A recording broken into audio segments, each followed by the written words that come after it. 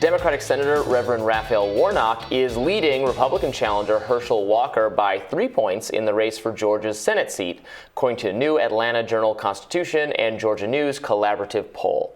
This is ahead of a televised debate that will take place between Walker and Warnock tomorrow night, which will be hosted by Nexstar. That's our parent company. Joining us now to weigh in on this poll and what we can expect to see tomorrow is border correspondent at NewsNation, Robert Sherman. Welcome, Robert. Thank you so much for having me. So it looks like Warnock has pulled ahead a little bit. It's still a tight race. Can you tell us how much you think the last week's revelations about Herschel Walker's personal life has caused Warnock to pull ahead, and if you think it's going to be enough to allow him to cinch a victory here? Well, it really depends, because I think one of the things that we're seeing in this state is that it doesn't seem like there are many undecided voters here in Georgia. Most everybody has made up their mind. And the number one issue in this Senate race is, without question, the balance of power and control of the United States Senate. So we were just here at a Brian Kemp event in southern Georgia. And you talk to a lot of people who they say, this doesn't bother me. If he did make this mistake, we're all human. We can move on from it. The most important thing is to put somebody into Washington who has an R next to their name instead of a D. You talk to Democrats, and kind of a similar situation. So, there are independent voters out there. There are a few undecided voters out there.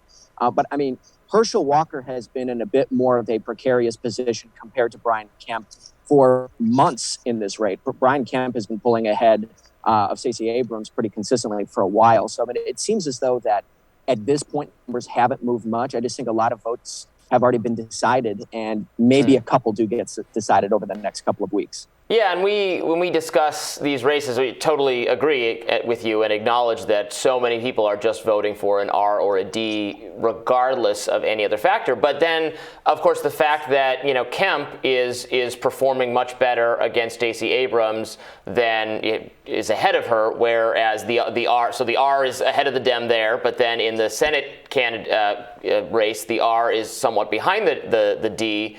That suggests that there are some voters out there who are going to vote for Kemp, but not for Walker, or et cetera. And so what is, for, even if it's a small number of people, what are they focusing on that is maybe causing them to say, yeah, I like Kemp, or is it personality based, is it policy based, but then not Walker?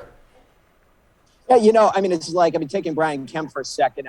He's a very reserved Georgia kind of politician, not exactly, the guy who excites a crowd, but people have said he's done what we've asked him to do. He's been a good governor for us. Herschel Walker doesn't have a political track record. Raphael Warnock does.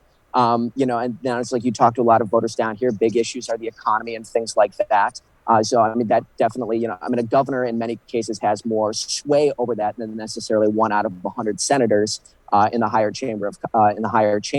One thing that I would note as well is that, we also talk to a lot of people who say, well, Herschel Walker has this scandal, Raphael Warnock has some baggage as well, so maybe that doesn't matter as much. Sometimes people just go with the person who they've seen the most, who they've known the best. And there aren't a lot of people who are pointing to, at least that we spoke to, Raphael Warnock's track record in the United States Senate as the reason of voting against him.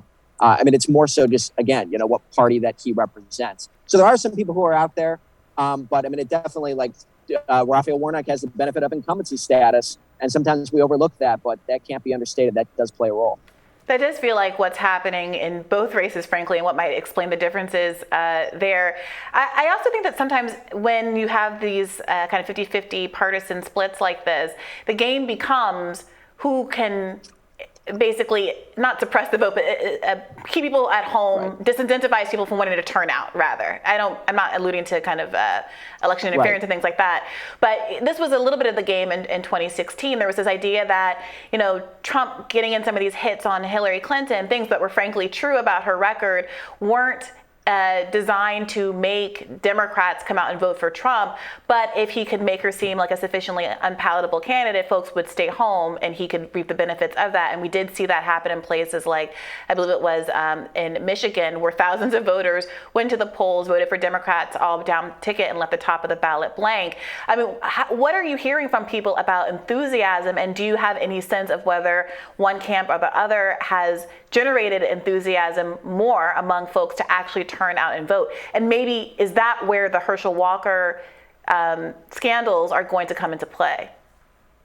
Well, what's interesting here is that Georgia was at one time a reliably red state, and the electorate definitely favored Republicans in this state. Now Georgia looks like, the consummate swing state, like Ohio and Florida and Michigan and Wisconsin and places like that. So, you talk to people here, everybody says that they really want to go out and vote because, how our system works is, these votes feel more significant than they do in California or in New York. So people view themselves as being at the center of the political universe, shall we say here. I think you are going to see pretty high turnout here across the state. The question is, do people split the ticket or not? And, you talk to Republicans, they don't see a split ticket. You talk to Democrats, they don't see a split ticket. But, the polling shows that it's out there, So, those folks might not be as outspoken. But, it could just be one of those things we just have to wait until Election Day. It is hard to find those people who are saying, I'm going to vote for Brian Kemp, but I'm going to vote for Raphael Warnock.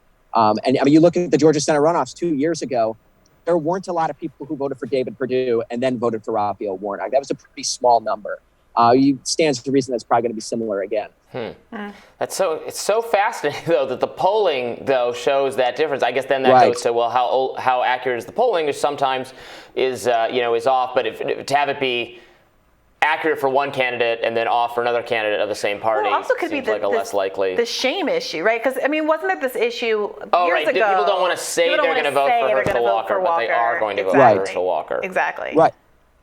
There was one person who we just spoke to as well who said, if Herschel Walker did what he did, his perspective was that's pretty shameful. And, I wouldn't want him to be my United States senator. He wasn't my first choice, but I feel like I have to go vote for him because it's better than the alternative. And we are hearing some of that down here as well. So again, it could be people don't want to admit it, especially in South Georgia communities like this, very Christian environment. Maybe they don't want to say it out loud.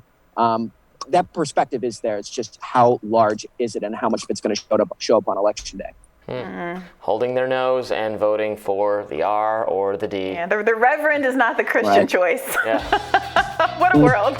Thank you so much for calling in, Robert. You got it. Thanks for having me.